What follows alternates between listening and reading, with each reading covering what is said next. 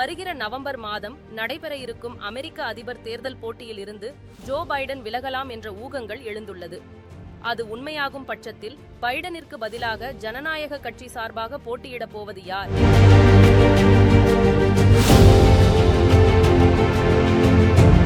அமெரிக்க அதிபர் தேர்தலில் எவ்வித அதிர்விளைவுகளை ஏற்படுத்தவிருக்கின்றன? இது குறித்து விரிவாக அலசுகிறது இந்த AI பிரியா ஸ்பீக்ஸ் தொகுப்பு.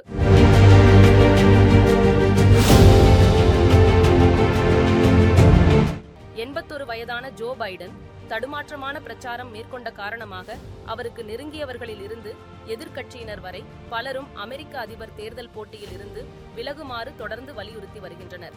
இதற்கு கடவுள் சொன்னால் மட்டுமே இந்த அதிபர் தேர்தலில் இருந்து விலகுவேன் என்று பதிலடி கொடுத்து விடாப்பிடியாக நின்றார் ஜோ பைடன்.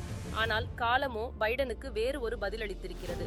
அதிபர் போட்டியில் இருந்து அவர் வெளியேறுவது குறித்து சொந்த கட்சியினர் முதல் பைடனின் குடும்பத்தினர் வரை தற்போது பரிசீலித்து வருவதாக தகவல்கள் வெளியாகியுள்ளன.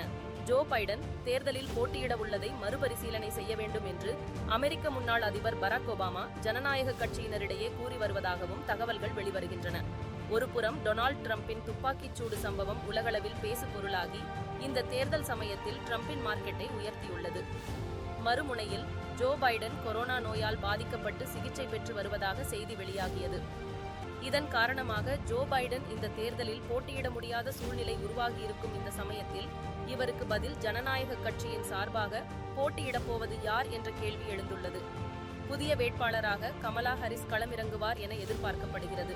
இருப்பினும் அது அவ்வளவு சுலபமான காரியம் இல்லை என்றும் அவருக்கு போட்டிக்கு பலர் வருவார்கள் என்றும் அமெரிக்க அரசியல் வல்லுநர்கள் கருத்து தெரிவிக்கின்றனர். அதாவது மிச்சிகன் ஆளுநர் கிரெட்சன் விட்மர், கலிபோர்னியா ஆளுநர் கவின் நியூசோம், போக்குவரத்து செயலாளர் பீட் புட்டிகி, பென்சில்வேனியா ஆளுநர் ஜோஷ் ஷாபிரோ மற்றும் இல்லினாய்ஸ் ஆளுநர் ஜேபி பிரிட்ஸ்கர் ஆகியோரும் சாத்தியமான வேட்பாளர்களின் பட்டியலில் உள்ளது குறிப்பிடத்தக்கது.